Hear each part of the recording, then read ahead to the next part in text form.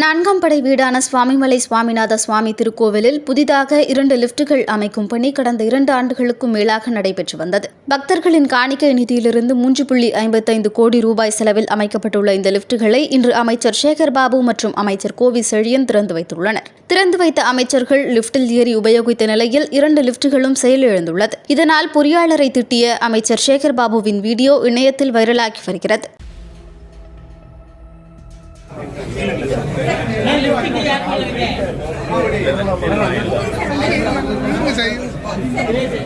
நீங்க என்ன வாங்க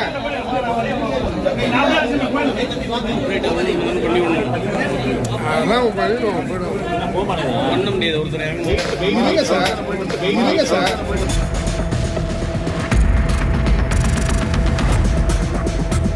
அடுத்ததுல போயிடலாமா? என்ன கீழே இருக்கிறீங்க?